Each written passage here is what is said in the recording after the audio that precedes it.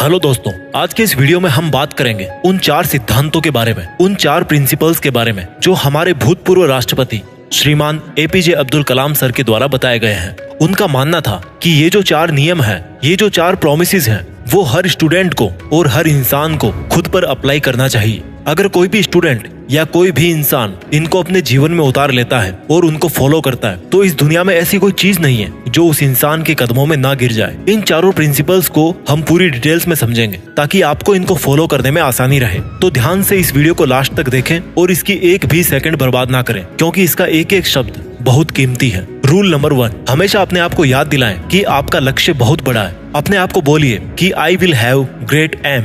दोस्तों, सन 1958 की बात है। डॉक्टर एपीजे अब्दुल कलाम एक पायलट बनना चाहते थे। उन्होंने मेहनत करके पायलट बनने के लिए सारी परीक्षाएं पास कर ली, लेकिन पायलट की वैकेंसी में केवल 8 सीट ही थी और डॉक्टर एपीजे अब्दुल कलाम 9वें नंबर पे थे। अब उनका सिलेक्शन केवल तभी हो सकता था जब उनके ऊपर के 8 कैंडिडेट्स में से या तो कोई अपनी वैकेंसी छोड़ दे या फिर मेडिकल में आउट हो जाए। लेकिन उनको इस बात का काफी डिसअपॉइंटमेंट हुआ कि उनका केवल एक रैंक की वजह से वो सिलेक्शन से आउट हो गए। लेकिन उन्होंने ये स्वीकार किया कि it was a disappointment for me but disappointment could not defeat me, यानी कि मैं निराश जरूर हुआ था लेकिन निराशा कभी मुझे हरा नहीं सकी। उन्होंने ठान लिया था कि भले ही पायलट बनके एयरक्राफ्ट ना उड़ा सकूं, लेकिन एक इंजीनियर बनके, एक साइंटिस्ट बनके मैं एयरक्राफ्ट जरूर बना सकता हूँ, मिसाइल बना सकता हूँ, रॉकेट बना सकता हूँ। और दोस्तों, ये तो किसी को नहीं पता कि अगर डॉक्टर एपीजे अब्दुल कलाम पायलट बनते तो वो कहाँ तक पहुँच पाते। लेकिन उन्होंने इस बात को जरूर साबित किया कि अगर वो पायलट नहीं बन पाए तो उन्होंने मिसाइल्स और रॉकेट जरूर बना दिए। और वो भले ही इंडियन एयरफोर्स के पायलट नहीं बन पाए, लेकिन राष्ट्रपति जरूर बने, जो कि तीनों सेनाओं के कमांडर इन चीफ होते हैं। और तीनों सेनाओं में आर्मी, नेवी और एयरफोर्स भी होती है। दोस्तों, उनका कहा गया रूल नंबर 1 कि हमेशा अपने आप को बोलिए कि I will have great aim, मैं अपना लक्ष्य ऊंचा रखूंगा। ये प्रॉमिस हमेशा अपने आप को याद दिलाते रहें। रूल नंबर 2, दोस्तों, रूल नंबर 1 के बाद में बात करते हैं रूल नंबर 2 की। रूल नंबर 2 है, हमेशा अपने आप से बोलिए कि I will continuously acquire knowledge, यानी कि मैं हमेशा लगातार ज्ञान हासिल करता रहूंगा।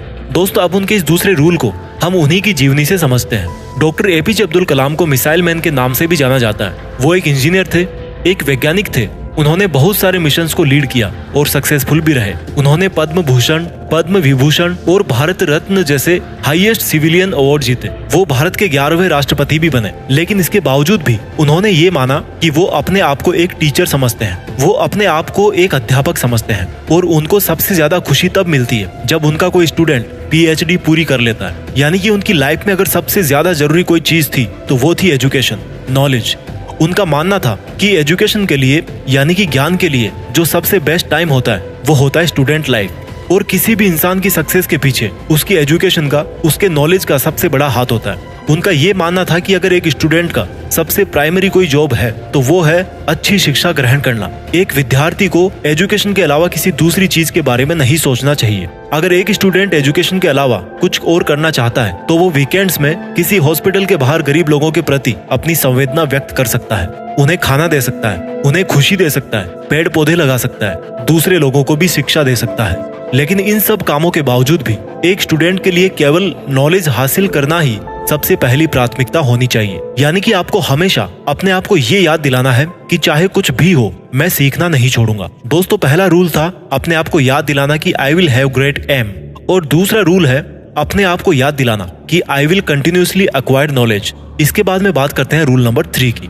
Rule number 3, doctor APJ Abdul Kalam का तीसरा नियम था कि अपने आप से हमेशा ये प्रॉमिस करें कि मैं हमेशा हार्डवर्क करता रहूंगा, यानी कि I will do hard work. दोस्तों, 1973 की बात है। विक्रम साराभाई अंतरिक्ष केंद्र के चेयरमैन प्रोफेसर सतीश धवन ने डॉक्टर एपीजे अब्दुल कलाम से कहा कि हमें एक सैटेलाइट लॉन्च व्हीकल बनाना है, यानी कि एक ऐसा रॉकेट जिसमें हम सैटेलाइट रख करके उसको अंतरिक्ष में भेज सकें। डॉक्टर एपीजे अब्दुल कलाम ने इस काम को पूरी जिम्मेदारी के साथ स्वीकार किया। वो इस प्रोजेक्ट और मिशन के डायरेक्टर थे, यानी कि पूरी टीम को उनके नीचे काम करना था। उनके नीचे 1000 से भी ज्यादा दूसरे इंजीनियर थे और करीब 10,000 वर्कर थे। इनके अलावा भी ऐसे बहुत सारे लोग थे जो इनडायरेक्टली इस मिशन से जुड़े हुए थे। इतनी बड़ी टीम को 6 साल का वक्त लगा प्रोजेक्ट शुरू करने से लेकर लॉन्च के दिन तक। 17 अगस्त 1979 इस तारीख को सैटेलाइट लॉन्चर का टेस्ट होना था। लॉन्च के 8 मिनट पहले सारा कंट्रोल कंप्यूटर के हाथों में दे दिया गया, लेकिन उसी वक्त एक चेतावनी आई कि लॉन्चिंग में कुछ दिक्कत है। लॉन्च के ठीक 4 मिनट पहले ये डायग्नोज किया गया कि लॉन्चर में कुछ लीक्स हैं। लेकिन उनके टीम के जो एक्सपर्ट थे उनकी ये राय थी कि लीक्स के बावजूद भी रॉकेट में इतना सफिशिएंट ऑक्सीडाइजर है कि वो अपना लॉन्च जारी रख सकते हैं। और मिशन लीडर होने की वजह से डॉक्टर कलाम को ये डिसीजन लेना पड़ा कि वो रॉकेट को लॉन्च करेंगे। लेकिन लॉन्च के कुछ मिनट्स बाद ही वो रॉकेट पृथ्वी की कक्षा में ना जाकर बंगाल की खाड़ी में जाकर गिर गया। 6 साल की मेहनत, हजारों लोगों के कई लाखों वर्किंग आवर्स, जनता का पैसा और मिशन फेल हो गया 2 मिनट में। लेकिन जैसा कि डॉक्टर एपीजे अब्दुल कलाम रूल नंबर 3 में बताते हैं कि हमेशा अपने आप को याद दिलाते रहें कि आप कड़ी मेहनत करते रहेंगे। ठीक उसी नियम का अनुसरण करके डॉक्टर कलाम ने अपनी टीम के साथ 1 साल और कड़ी मेहनत करी और प्रोजेक्ट के शुरू होने के 7 साल बाद आखिरकार उन्होंने साबित करके दिखाया कि कड़ी मेहनत आपकी असफलता को सफलता में बदल सकती है। यानी कि दोस्तों, हमेशा अपने आप से कहते रहें कि I will do hard work. 4 rules में से 3 रूल्स हमने समझ लिए। रूल नंबर 1 था, हमेशा अपने आप से कहें कि I will have great aim. Rule number 2, हमेशा अपने आप को याद दिलाएं कि I will continuously acquire knowledge. और रूल नंबर 3 है I will do hard work. अब बात करते हैं रूल नंबर 4 की।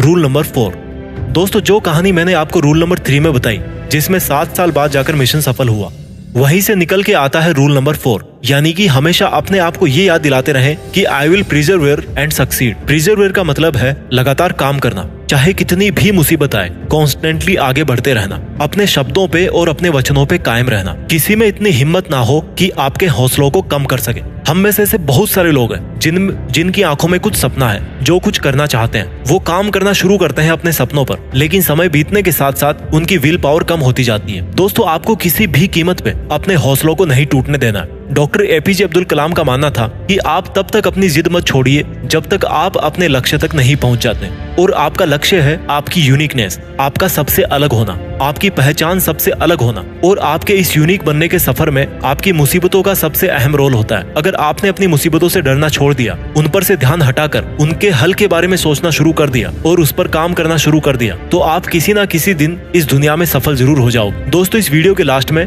मैं इन 4 रूल्स को रिवाइज कर देता हूँ। रूल नंबर 1, अपने आप को याद दिलाएं कि आपके पास में एक बहुत बड़ा सपना है। You must have a big dream.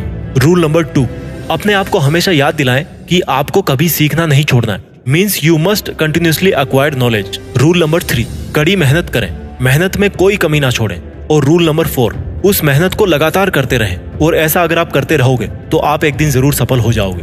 दोस्तों, आज हमारे बीच में मिसाइल मैन, इंजीनियर, वैज्ञानिक और भूतपूर्व राष्ट्रपति डॉक्टर एपीजे अब्दुल कलाम सर नहीं है। जैसा कि उन्होंने बताया था कि वो अपने आप को एक अध्यापक ही समझते थे। उन्होंने अपनी आखिरी सांस भी Indian institute of management Shillong के स्टूडेंट्स को एक लेक्चर देते हुए ली, जिस लेक्चर का टॉपिक था creating a livable planet earth. वो 4000 वर्ड्स का उनका लेक्चर अनफिनिश्ड ही रहा। मानो उनका कहना ये था जाते जाते कि वापस फिर आऊंगा लौट के। लेकिन प्रकृति के नियम को कौन बदल सकता है। आइए आज हम एक शपथ लें कि जो रास्ता हमारे डॉक्टर एपीजे अब्दुल कलाम सर ने हमें दिखाया, उस पर हम लगातार आगे बढ़ते रहें और अपने वचनों पे कायम रहें और अनंत समय तक डॉक्टर एपीजे अब्दुल कलाम सर को हमारे खुद के अंदर जिंदा रखें और पूरी दुनिया को दिखा दें कि हिंदुस्तान से बेहतर कोई दूसरा देश नहीं हो सकता। अपने सपनों का पूरी रफ्तार के साथ पीछा करते रहिए और देश में खुद के साथ साथ दुनिया में देश का नाम भी कीजिए। जय हिंद, वंदे मातरम।